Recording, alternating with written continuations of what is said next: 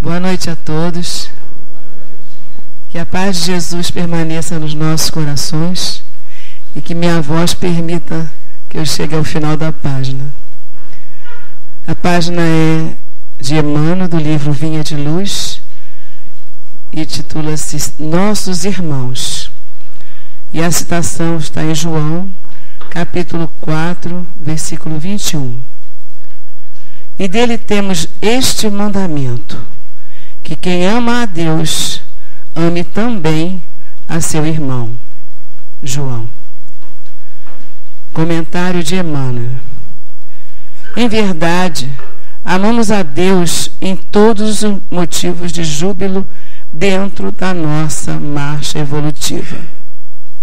O Evangelho, entretanto, é farto de recomendações no sentido de amarmos também os nossos irmãos entre as pedras e sombras da escabrosa subida. Certo, a palavra da Boa Nova não se reporta aos companheiros amados e felizes que já solucionaram conosco as questões de harmonia mental, e sim aos que respiram em nossa atmosfera, exigindo auxílio fraterno e seguro.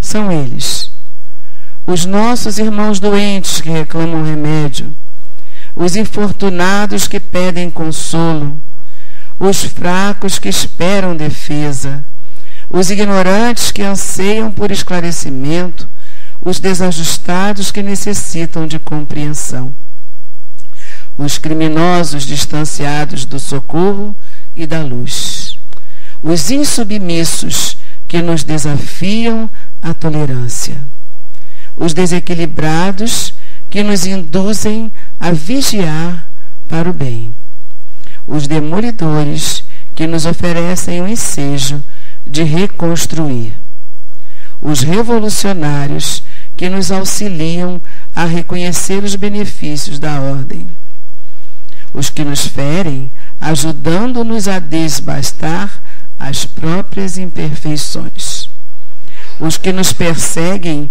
e caluniam, proporcionando-nos a oportunidade de suportar com o Cristo na prática do Evangelho. O irmão iluminado e bondoso em si já representa uma obra viva do Pai, através da qual o conhecemos e admiramos. O irmão ignorante ou infeliz, porém, é uma obra que o céu nos convida a amparar e embelezar no rumo da perfeição em nome do Todo Misericordioso. Se amas a Deus no irmão que te entende e ajuda, não te esqueça de honrá-lo e querê-lo no irmão que ainda te não pode amar. E essa frase encerra todo o comentário que eu possa fazer. Se amas a Deus no irmão que te entende e ajuda, não te esqueças de honrá-lo e querê-lo no irmão que ainda te não pode amar. Que assim seja. Que todos nós possamos ter uma reunião bem proveitosa, possamos sair daqui com o coração renovado para poder amar a todos indistintamente, como Ele nos ama.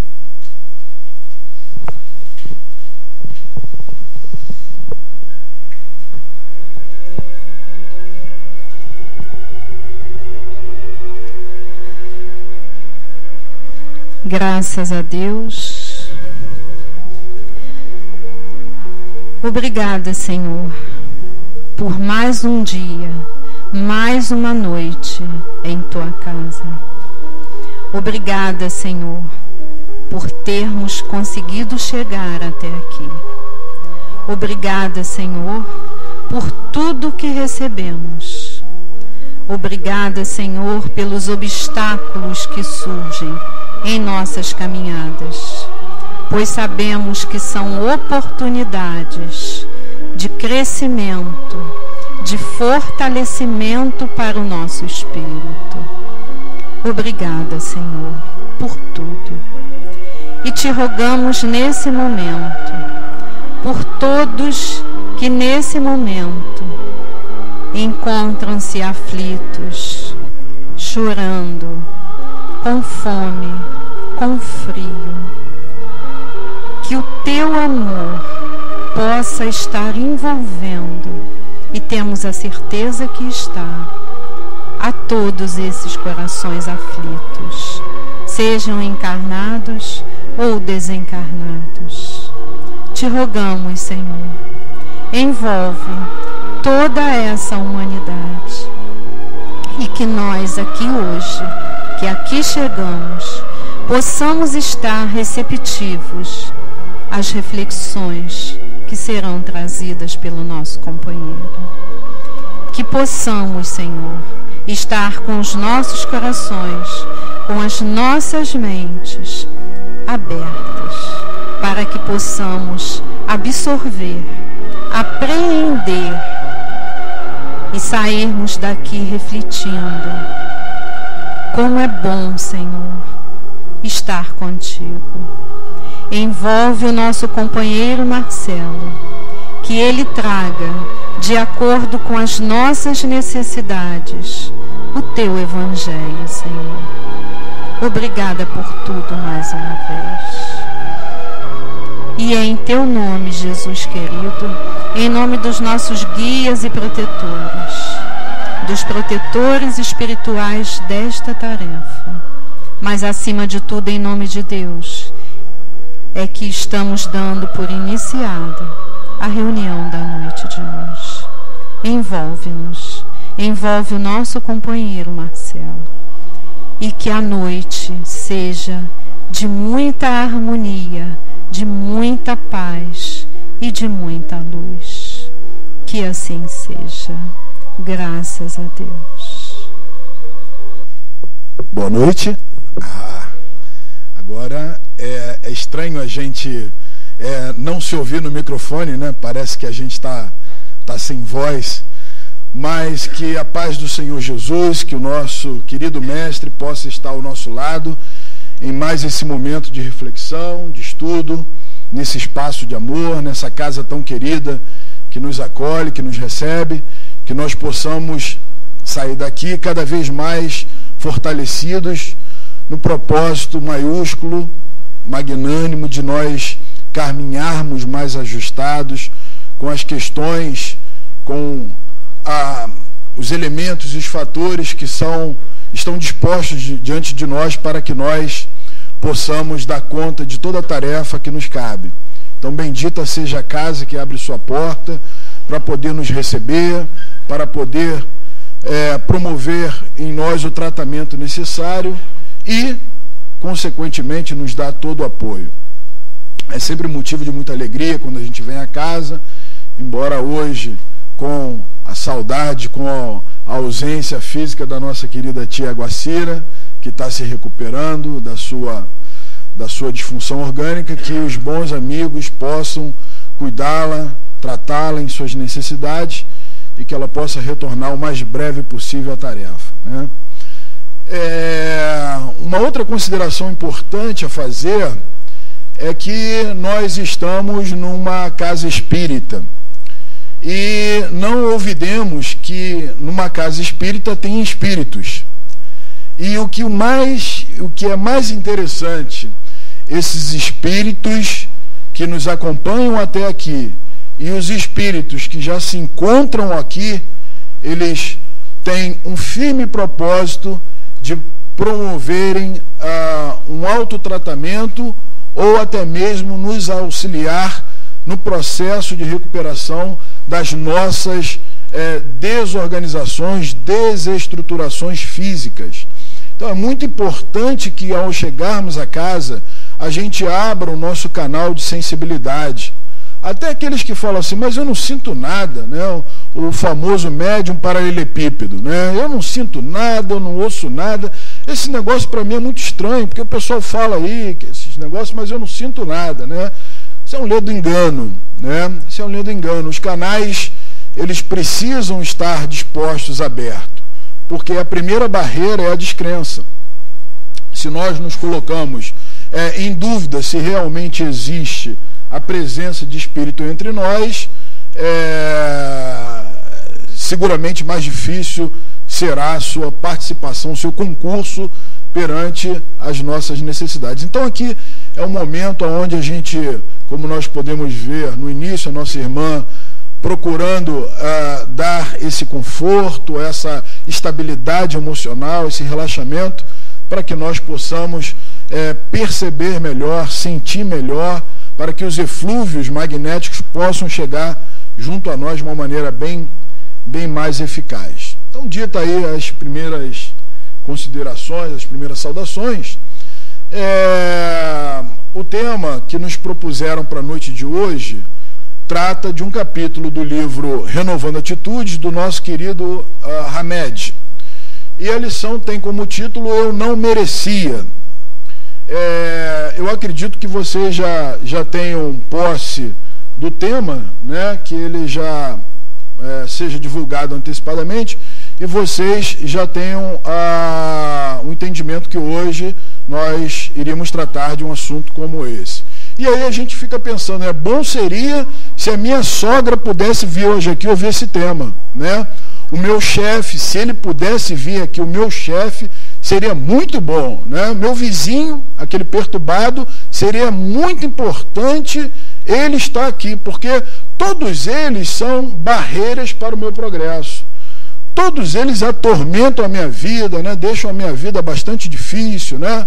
Aí se a gente quiser aumentar o leque, já pensa no marido, na esposa, aqueles que vieram desacompanhados, já pensa logo na tia, né? Já pensa no cunhado que é problemático, já pensa num monte de gente que acaba sendo um verdadeiro problema para a nossa felicidade, né?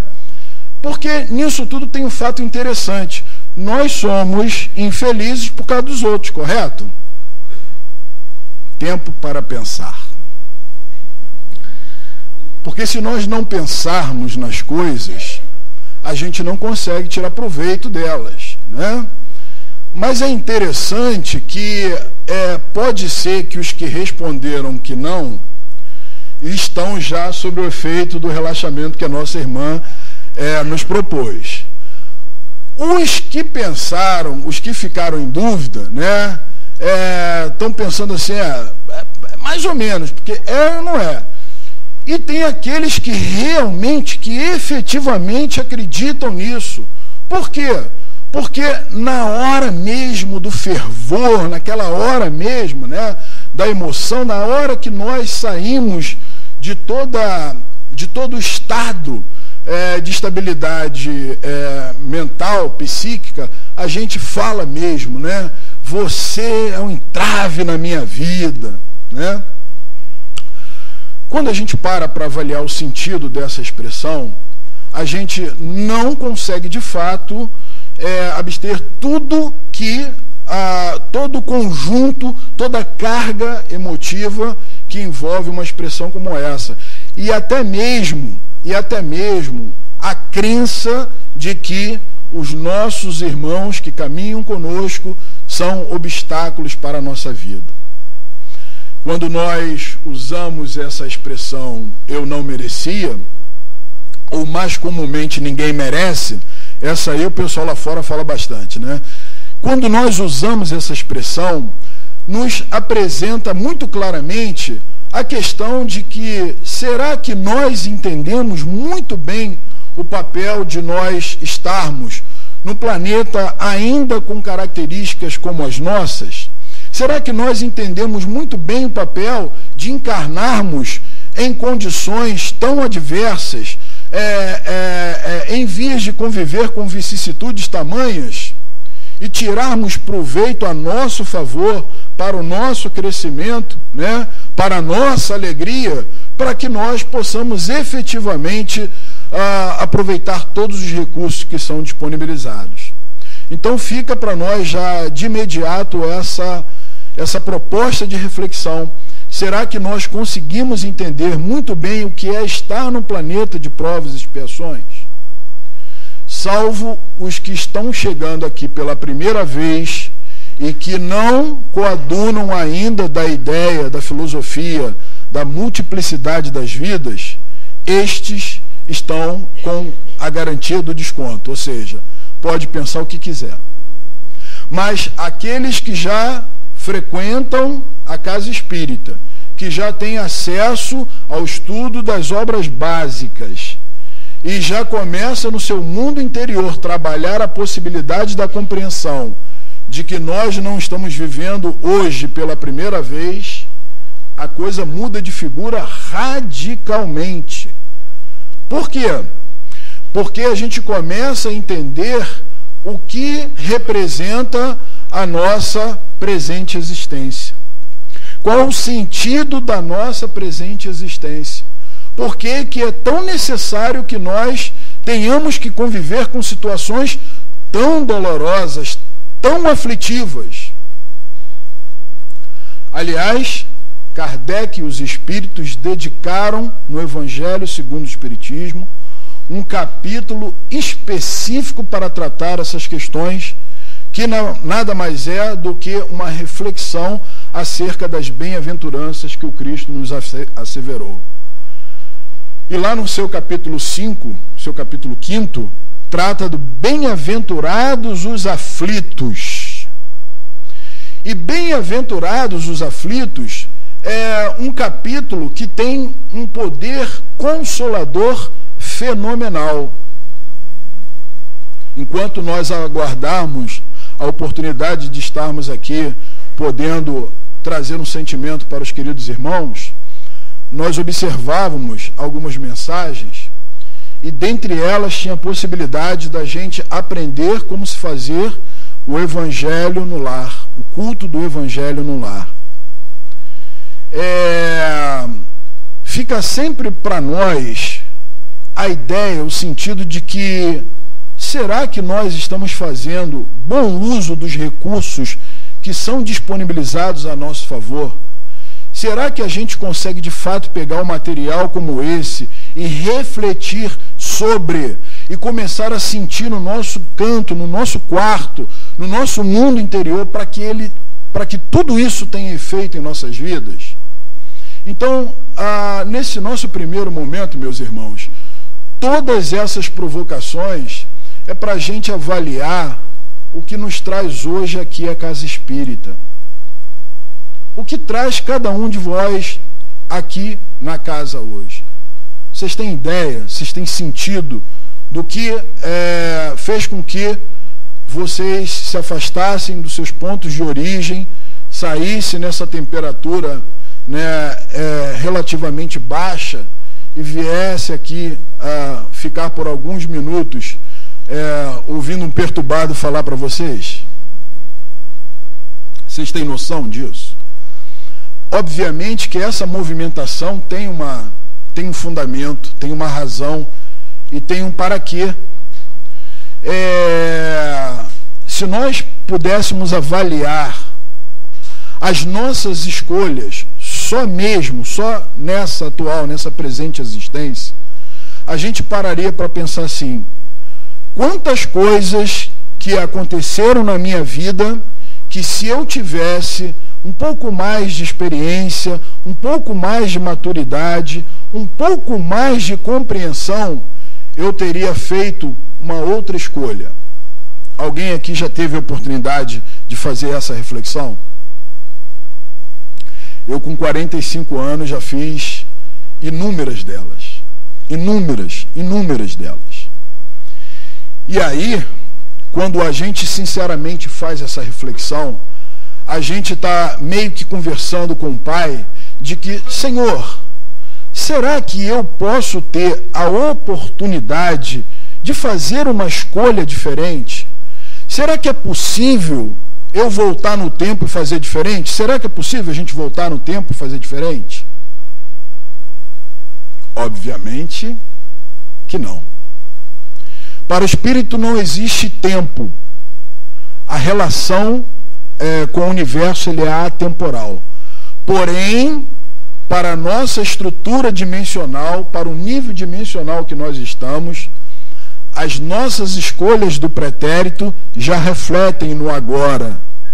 O que nós rigorosamente podemos fazer é mudar a nossa postura mental hoje, para que a gente possa construir um amanhã, aí sim, mais de acordo com as nossas expectativas. Mas só pelo fato de eu perguntar a Deus, ou desejar que Deus me responda se eu tenho oportunidade, já é uma comunhão com uma lei grandiosa do Pai, que é a lei das multiplicidades das existências, que é a lei da reencarnação, da palingênese, ou seja, de eu poder retomar o curso da minha caminhada diante das escolhas infelizes e poder agora sim tomar novas decisões. Se isso está na lei e se isso é toda prova de amor, toda possibilidade que o Pai nos concede, seguramente, meus queridos irmãos, na retomada da caminhada, quem nós iremos encontrar? Na sua grande maioria, afetos ou desafetos. Eu não preciso pensar que eu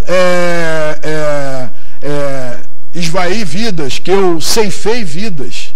Eu não preciso fazer regressão. Eu não preciso fazer regressão para entender que eu abusei do meu campo sexual, da minha energia sexual. Eu não preciso fazer. Eu não preciso fazer regressão para entender que eu contrariei muitas pessoas, que eu tirei a paz de muitas pessoas. Eu preciso fazer regressão para isso? Haja visto as experiências que eu vivencio na atual existência. Agora, o que eu sou capaz de fazer com essa possibilidade diz respeito à natureza da minha conquista moral. O quanto eu avancei no entendimento das leis da criação. Se eu avancei bastante, eu vou entender que tudo isso foi fruto da minha infância espiritual, dos primeiros degraus, dos primórdios, aonde eu estava muito mais próximo da animalidade do que da angelitude. Foram momentos aonde, por falta de elementos e recursos, eu fazia as escolhas que mais eram aprazíveis ao meu espírito. Então sim, eu matava, então sim, eu odiava, então sim, eu roubava, então sim, eu traía, então sim, eu fazia uma série, eu cometia uma série de delitos. Mas aí, meus irmãos queridos, dentro da mesma lei de amor e misericórdia, diz que, ao mergulhar no corpo físico, as nossas possibilidades são amesquinhadas, são abafadas. Você não acessa o seu arquivo mental para você ir até as suas existências de 1.000, 2.000, 3.000 anos atrás. Por amor aos seus filhos, às criaturas, Deus nos deixa livre para escolher, para fazermos as opções que poderiam e efetivamente podem granjear para nós um estado de equilíbrio, o estado de felicidade, o estado de plenitude da alma. Fica para nós a possibilidade de nós podermos avaliar que agora a gente começa a reunir condições de fazer escolhas mais felizes. Então, retomando o Evangelho segundo o Espiritismo no seu capítulo 5º, no seu item 3º, que fala da justiça das aflições, a gente pode entender que, se eu acredito que a causa primária de tudo isso, né, que o Criador, que o construtor de tudo isso, nos dá uma total condição de justiça, o que faz com que o hoje eu passe por determinadas dores, determinadas aflições, também seja de uma causa justa. Também tenha um sentido para que eu possa trabalhar em mim o paraquê de tudo isso. E aí, é exatamente na questão das relações é que nós vamos estabelecendo o critério para a nossa evolução espiritual. A forma que nós temos de, através do convívio, através daqueles que são de extremo atrito na convivência, o motivo, o mecanismo, o instrumento pelo qual eu possa progredir. Muito oportuna a página que vocês têm em mãos, que fala mais ou menos isso, da possibilidade de nós lidarmos com os irmãos. E aí a gente para pensar, quando Cristo fez aquela reflexão acerca de quem é a minha mãe, quem são os meus irmãos. Quando Cristo fez essa reflexão, muita gente pensou que ele estava batendo pino, como se dizia, né? Que ele estava variando das suas possibilidades mentais. E aí não entenderam o sentido. Por que ele não reconhece quem é a mãe dele, quem são aqueles que convivem na intimidade do lar? Porque ele já estava passando para nós uma mensagem, meus queridos irmãos. Ele já queria dizer claramente para nós que o seio familiar, ele é importante para cada um de nós, à medida que a gente ainda não compreende o que é ser irmão em humanidade. Enquanto eu não compreendo o que é ser irmão em humanidade, eu preciso experimentar o laboratório da família, com diversas relações de pai, ora filho, ora mãe, ora marido, ora esposa, ora sogra, ora sogro, enfim. Para quê? Para que, em meio a todo esse processo pedagógico, nós possamos extrair daí o sentido de cada experiência. Ao passo que, se eu pensar que aqueles que hoje coadunam, possuem a mesma tipagem sanguínea que a minha, a mesma configuração genética que a minha, esses sim são os que eu realmente tenho que me preocupar, que dar atenção, como naturalmente nós observamos na sociedade, nós estaremos ainda muito distante do propósito que Emmanuel trata nessa querida e bela página de reflexão para nós. Então, a gente pode pensar que primeiro eu preciso entender um pouco da minha responsabilidade sobre o meu pensamento, sobre o meu sentimento, sobre as minhas ações. É a primeira coisa que eu preciso pensar. Por quê? Porque isso reflete em mim, isso reflete em torno de mim a maneira como eu penso, a maneira como eu organizo meus sentimentos, a maneira como eu reajo, ou eu me emociono, ou eu deixo de me emocionar, que é um outro problema sério, né? A constricção emocional, ou seja, a retenção das emoções. Certa feita, um companheiro do Leon Denis nos contou que a primeira vez que ele chegou no Leon Denis, ele tomou um susto enorme, né? Porque ele foi lá para acompanhar a esposa. A esposa, eu quero ir lá e tal. Ele falou, onde é? Lá em Bento Ribeiro. Tá bom, então vamos lá. E foi acompanhando a esposa. Quando ele entrou, ele tomou um susto, que ele viu dois homens se abraçando, se cumprimentando, e um dando beijo na face do outro. Falou, o negócio aqui é esquisito. Essa casa aí, esse negócio de ficar um abraçando o outro, né? E isso, ele contando para nós, foi muito impactante para ele, né? Porque ele não foi educado para ter esse tipo de expressão, né? Eu lembro bem que eu recebi uma série de orientações, tipo, engole o choro, né? Homem não chora, né? Que isso? Vai dar uma de mulherzinha, de mariquinha? Fica firme! Né? Isso é constricção emocional. É você reter aquilo que está servindo como um dreno, como um processo de exudação emocional, você retém. Então nós fomos orientados para isso. E obviamente isso tem consequências. A primeira consequência, obstrução dos canais energéticos. A sua energia, ela deixa de fluir de maneira igual, de maneira harmônica, e você começa a criar nódulos energéticos.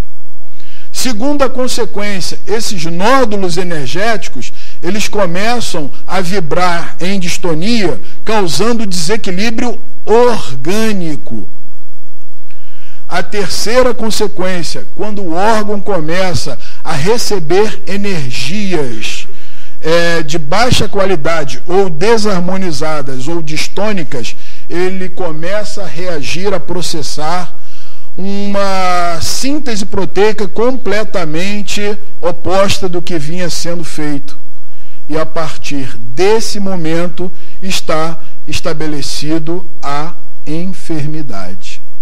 Este é o processo do surgimento de uma doença, que normalmente, quando nós recebemos o diagnóstico médico, nós dizemos assim: Pai, por que fizeste isso comigo? Desculpe o grito. Por que, Senhor, comigo? Por que isso comigo? O que até certo ponto é extremamente normal. Passado alguns segundos ou alguns minutos, é o tempo que você tem que se permitir a essa reflexão, você imediatamente precisa entender o que significa dizer para o Pai: Pai, por que isso comigo?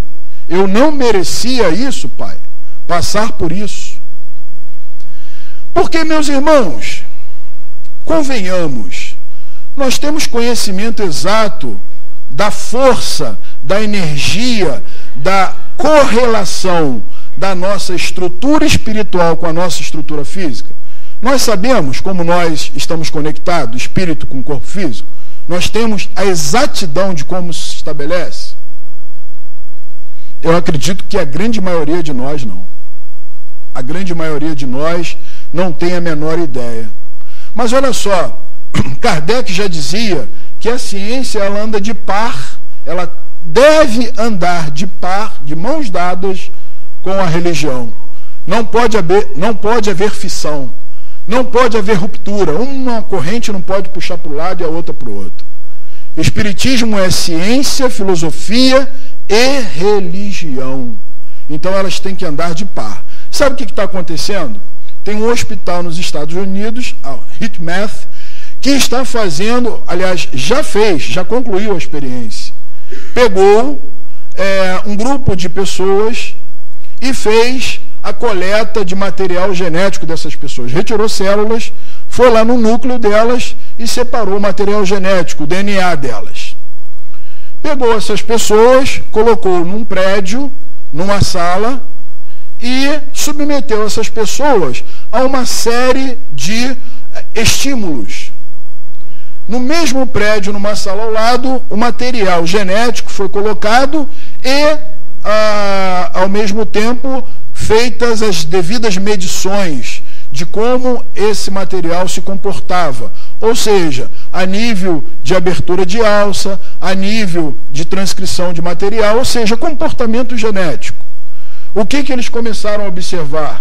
Que, de acordo com a mudança das emoções dessas pessoas, desses doadores, o seu material genético reagia rigorosamente da mesma forma e no mesmo instante. O que os cientistas resolveram fazer no outro momento?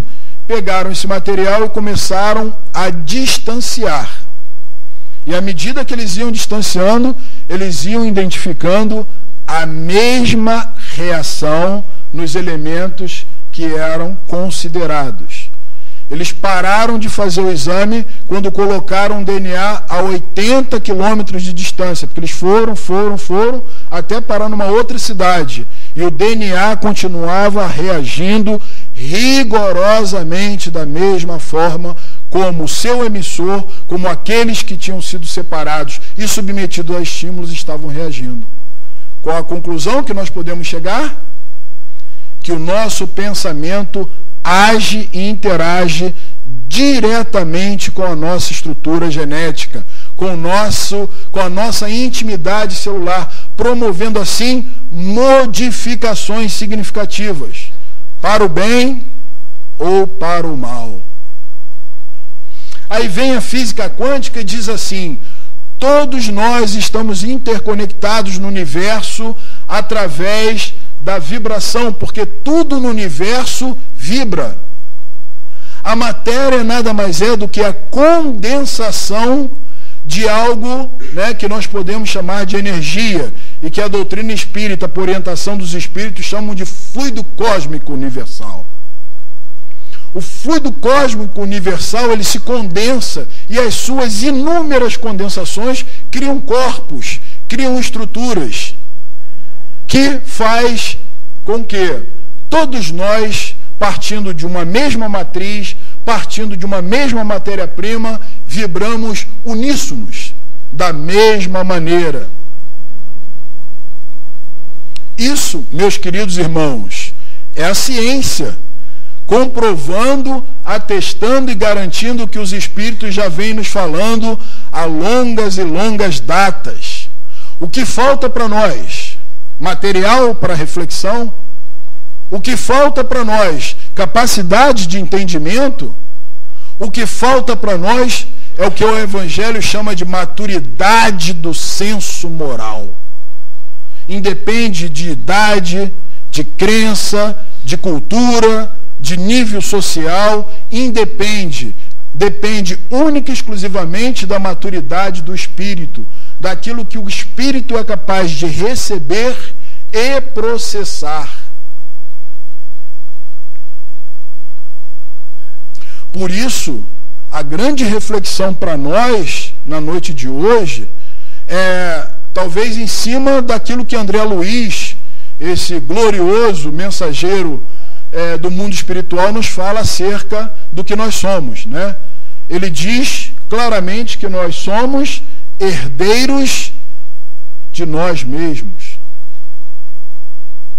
Se nós somos herdeiros de nós mesmos, compete a alguma pessoa alheia à nossa própria vontade a responsabilidade da nossa felicidade ou da nossa infelicidade? Está na mão de alguém a nossa felicidade? Então por que a gente pensa que alguém destruiu a nossa vida? Por que a gente acredita que alguém matou os nossos sonhos? Por que a gente acredita que alguém realmente é capaz de nos fazer infeliz?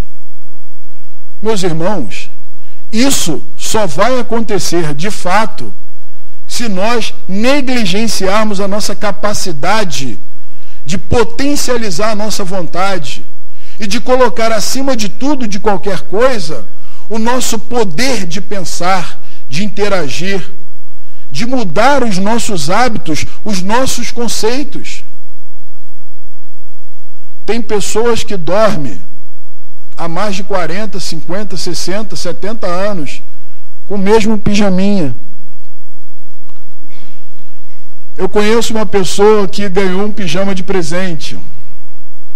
Quando ele abriu o pacote, no dia do seu aniversário, ele olhou e fez assim, legal, né?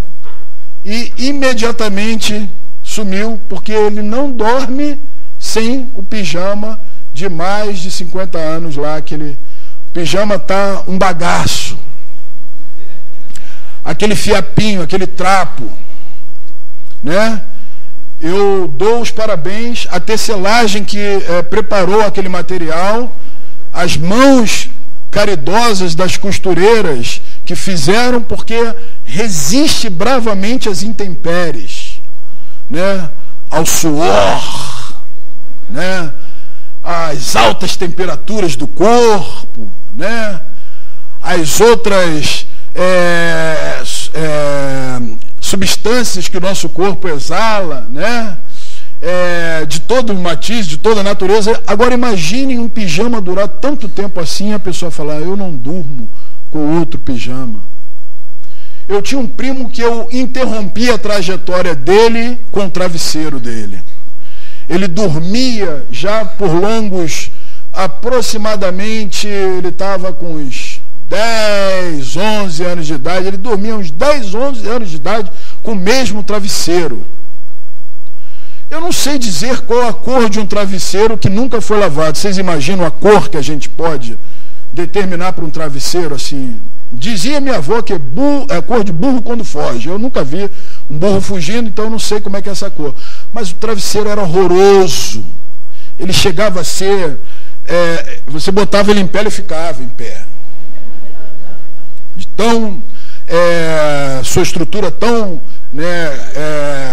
calcificada, digamos assim. Né? Uma coisa horrorosa. Então ele botava o dedinho na boca, enrolava o bico da fronha e enfiava no nariz. Ai, tá me dando agonia. 12 anos até que um dia eu falei, eu vou interromper essa trajetória. Eu não quero ver meu primo sofrendo desse jeito. Vocês imaginem quando esse rapaz ficar noivo e casar. A noiva, a mulher dele, ter que dormir, dividir o espaço com aquele travesseiro horroroso. Aí eu peguei o travesseiro, eles tinham uma casa em São Pedro da Aldeia. Obviamente, se essa palestra fosse transmitida em rede nacional, eu estaria perdido, porque até hoje ele não sabe quem jogou o travesseiro dele fora. Está gravado? Ah, meu Deus. Eu não devia ter dito isso. Mas meu irmão, ele é evangelizado, ele não vai me chantagear. Também não vou falar o nome do meu primo. Mas eu joguei longe o travesseiro. Né? Joguei lá no terreno, lá em São Pedro da Aldeia. Deve ter sido uma festa para os seres que ali habitavam, né? Aquelas minhocas. Deve ter sido, material delicioso, né? Que coisa boa. Não sei, né? Alguns nem quiseram comer de tão ruim que devia estar. Mas o que nós estamos querendo dizer nesse momento de descontração? Nós estamos querendo dizer que nós somos cheios de manias. Nós somos cheios de hábitos. E são hábitos que, por mais que passem desapercebidos, incomodam. São hábitos que incomodam. Não estou falando do ronco. O ronco incomoda, mas o ronco já é de natureza fisiopatológica. Tem que ser tratado, né? Já vi uns olhando para o outro aí, tá vendo? Não fui eu que falei para ele, não. Ele tá sendo guiado aí, porque eu não falei nada. Como é que ele sabe que você ronca, né? Estou falando do ronco. Nós estamos falando daquelas manias. Tipo assim, né? A pessoa acabou de tirar a roupa. Chegou do trabalho e tirou a roupa, né? E aí não teve tempo, se a roupa estiver em petição de miséria, de ir direto para a máquina de lavar ou o tanque. Aí a pessoa vai, dá aquela descansadinha na roupa, bota no cantinho, aí já chega a companheira e olha e fala assim, se é lugar de deixar uma roupa, né? Imediatamente, você não teve ainda, nem acabou a roupa, nem esfriou, está lá quentinha ainda do seu corpo, se é lugar de botar a roupa. Isso é mania, né? Isso é mania. A minha mãe tinha mania de quando ela limpava a casa, você tinha que entrar volitando. Porque se você pisasse no local lá onde ela encerou, e era aquela encerada, aquela coisa linda, assim, brilhava, né? Aí eu falava, hoje eu preciso pensar num lugar para eu ir dormir, porque em casa não dá. E ela simplesmente ficava transtornada quando alguém entrava com o pé com areia. Isso é um tormento. Isso é um tormento.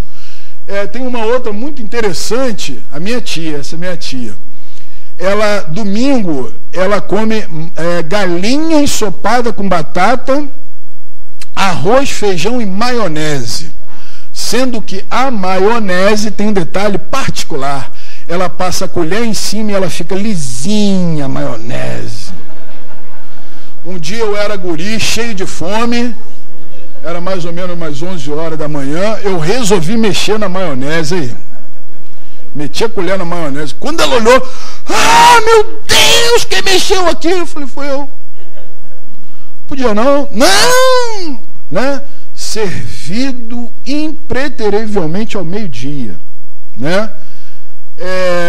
A gente procura sempre pedir os amigos para não desencarnar e não ser sepultado ao meio-dia de domingo, porque se for, ela não vai. Se for meio-dia de domingo, ela não abre mão. O que é isso? As manias que nós vamos estabelecendo ao longo de muitas e muitas experiências. Nós vamos construindo as nossas zonas de conforto. E essas zonas de conforto, essas posições, elas vão se tornando cada vez mais difíceis, porque nós fazemos uma nutrição bioquímica do nosso corpo para esse tipo de emoção e vai se tornando cada vez mais difícil, né? Por exemplo, quem gosta de tomar lá a sua pinga, né? Vai. Tem todo um ritual, né? Pergunto eu, o que significa as células pulando. Que beleza! Aí as células fazem isso, o cara. Não é verdade? Quando a gente vai estudar um pouquinho o comportamento celular, a gente vê que as células, elas são estimuladas para determinadas coisas. Por exemplo, quando a gente avalia células de pessoas que gostam de mandar, autoritárias, aí a gente já olha logo, né? Eu amo a minha sogra, por isso que eu sempre uso o exemplo da sogra. A gente já olha logo para a sogra. Porque a sogra diz, né, para onde você vai na lua de mel, a sogra diz qual é a cor do terno que você tem que usar no dia do casamento. Ela já começa a participar da sua vida efetivamente, né? Sempre com conselhos agradáveis, sempre com aquelas informações de altíssima relevância, né? Brincadeira à parte. Mas quando a gente avalia a célula de uma pessoa mandona, as características da célula, ela produz substâncias de extrema atitude, de extrema feição, de substâncias que são extremamente vinculadoras a esse tipo de comportamento. Então está lá a pessoa pensando assim, isso tem que ser desse jeito, mas não tem uma outra maneira melhor? Olha, eu pensei bem, não pode não, porque se não for assim, mania. Ela não abre a possibilidade de existir um ponto de vista que seja diferente do dela. Porque foi assim que ela construiu a partir do seu pensamento, do seu juízo de valor, do seu conjunto de ideias. Ela foi construindo aquilo e isso foi se estabelecendo no patrimônio físico. A gente já conversou sobre isso aqui. Eu fiz a seguinte pergunta: a gente come com o quê? A gente come com os olhos. A gente come com os olhos. Faça uma experiência. Você acaba de comer e coma bem, né? Pega aquele pratão mesmo, aquela feijoada bonita, aquele, né? Se alguém não jantou ainda vai ficar aí nervoso, mas pega mesmo, pesado. Aí vai e faz uma experiência, né? Vai na casa de uma pessoa bem chegada, tem que ser alguém bem chegado, para você chegar na hora da comida da pessoa, né? Na hora do almoço da pessoa tem que ser alguém muito chegado, né? Sogra é uma delas. Chega na casa da sogra, a sogra está fritando, fazendo um bobó de camarão. Bobó de camarão todo mundo normalmente gosta, né? Então vamos de bobó. Está fazendo bobó de camarão. Você acabou de comer. Aí você olha para aquilo e aquilo está...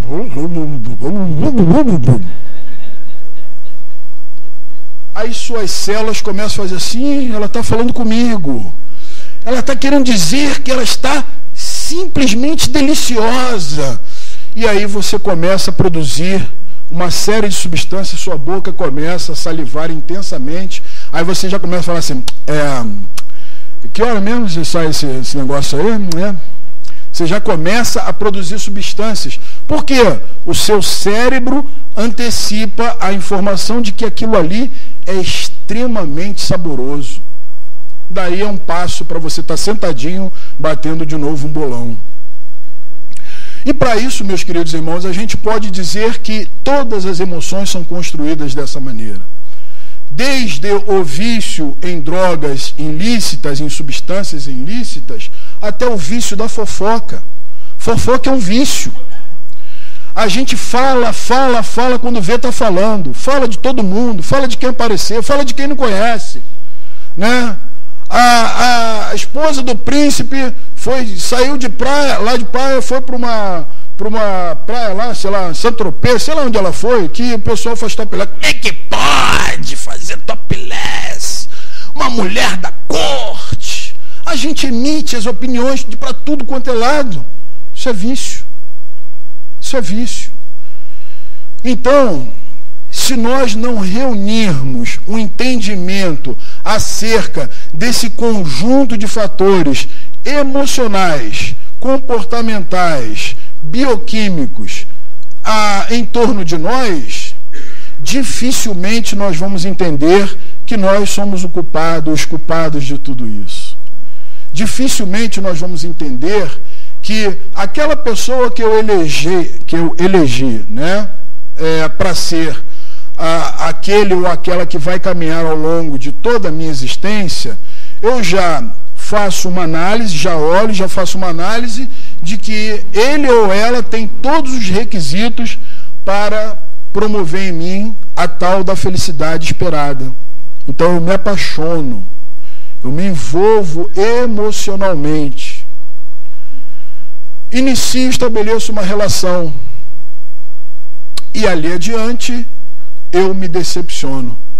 Alguém já parou para avaliar qual é o percentual de probabilidade de que você vai se decepcionar com alguém? Alguém já parou? É perto de 100%. É perto de 100%. Porque se eu disser 100%, vocês vão levantar e vão embora. Não aguento mais esse gordinho, não. Ele fala muita besteira. Mas é. Sabe por quê, gente? Só não fale quem é perfeito. Quem é perfeito? Quem não sofre mais nenhuma influência da matéria. Quem não tem mais influência. Quem é soberano. Quem é espírito puro. O espírito puro não fale. Kardec teve a missão da codificação. E todos nós sabemos que tinha o plano B. Por quê? Porque ele era passível de falência. Kardec. O Cristo não faliu, né? Assim como o próprio Kardec, né? Guardado as devidas proporções e com todo respeito, mas o Cristo é espírito puro. Cristo é espírito puro.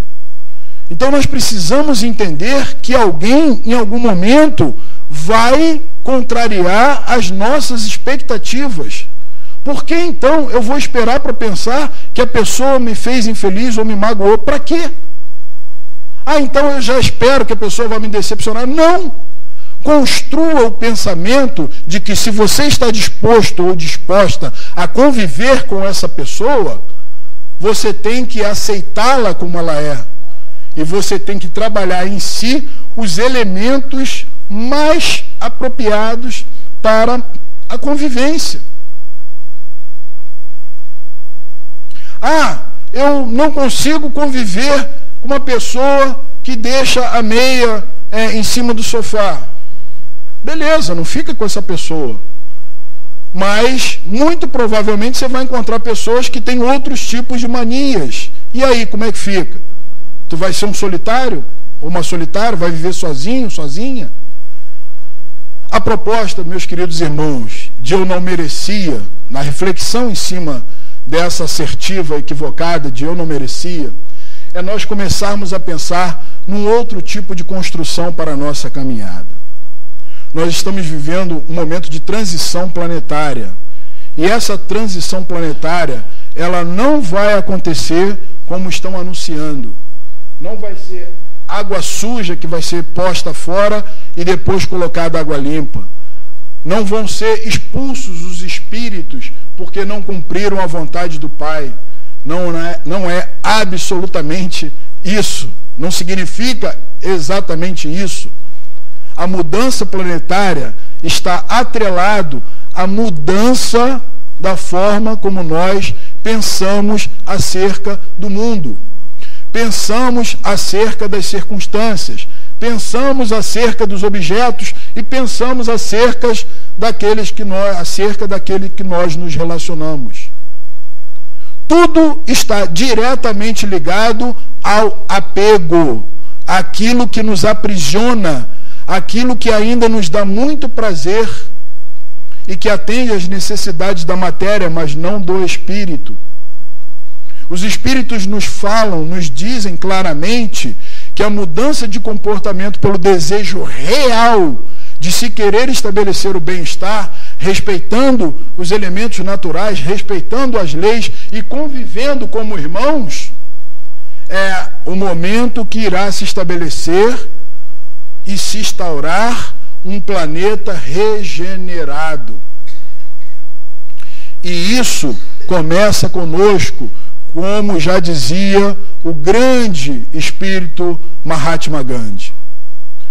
A paz que eu espero do mundo, que eu comece a estabelecer imediatamente e rigorosamente dentro de mim mesmo. Quando a gente vê a passeata, inúmeras passeatas, com cartaz, paz, paz, paz, é incoerente. O cara está numa passeata pedindo paz, e aí passa um carro buzinando, e aí ele fala, está buzinando o quê? E aí quando você vê o cartaz já está no chão pisado, ou serviu de instrumento para estar socando o carro que estava buzinando do lado. Que paz é essa? Que paz é essa que nós estamos buscando?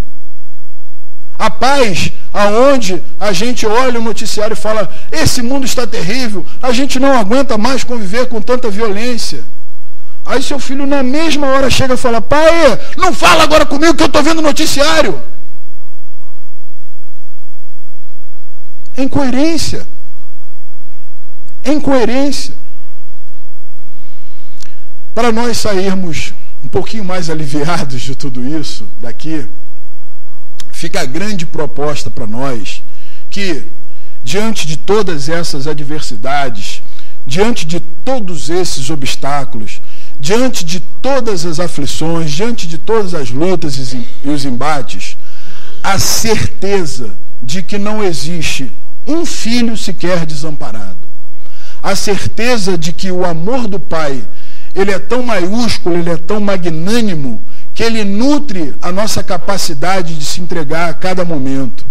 Quando a gente chega no fundo do poço, parece que tem uma força que chega e nos impulsiona para cima.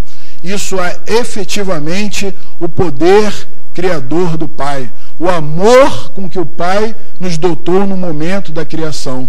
E é justamente pelo amor que nós vamos estabelecer um nível de relação mais saudável, com mais respeitabilidade, com mais honradez, com mais crença em valores morais, aonde a gente possa realmente dizer assim, este meu irmão eu homenageio pela grandeza do seu sentimento, e reciprocamente o irmão pode dizer a mesma coisa.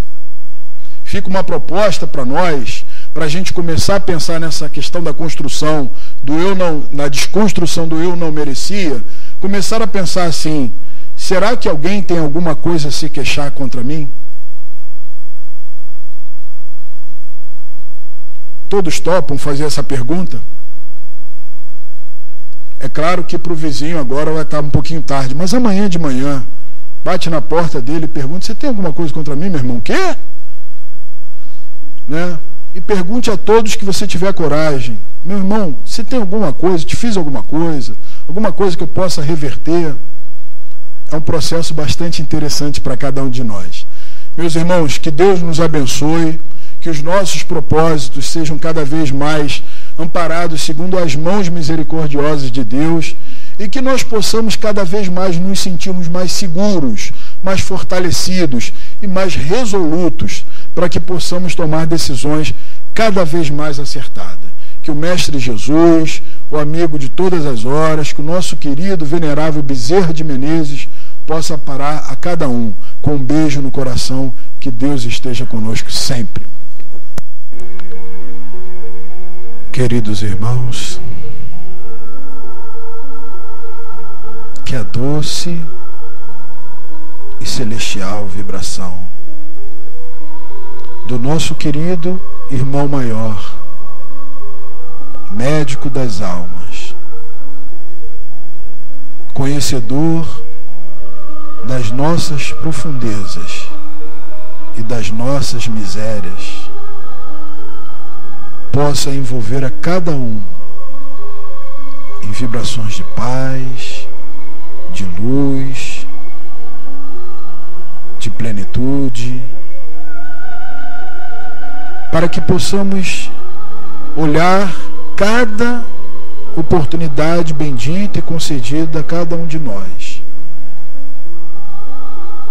como verdadeiro motivo para nós nos agarrarmos e colocarmos a toda prova o nosso potencial de poder amar, poder pensar, ter consciência do que somos,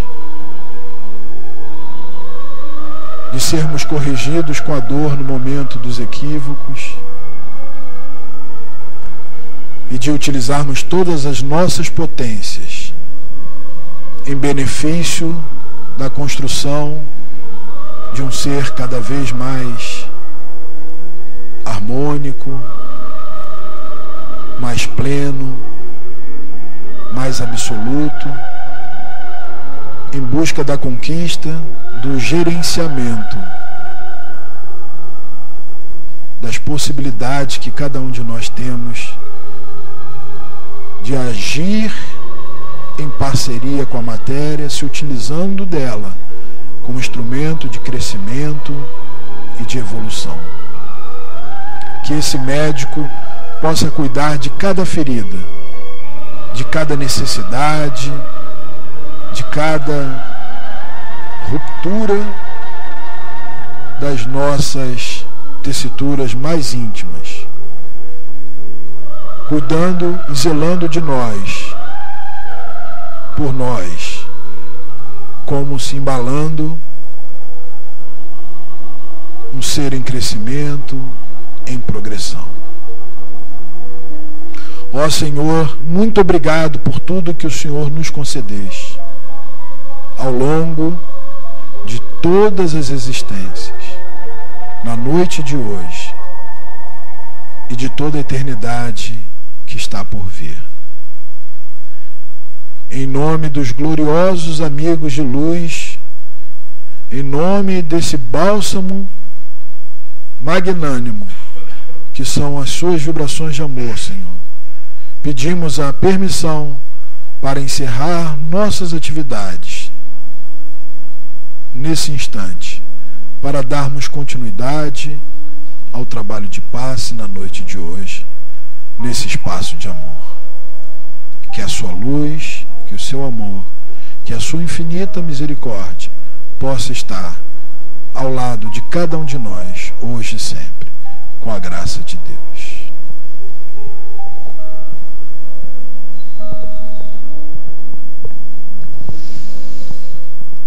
Obrigada, Senhor.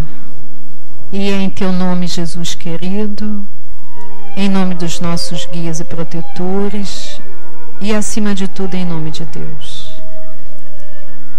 que encerramos a primeira parte de nossas atividades. Obrigada, Senhor.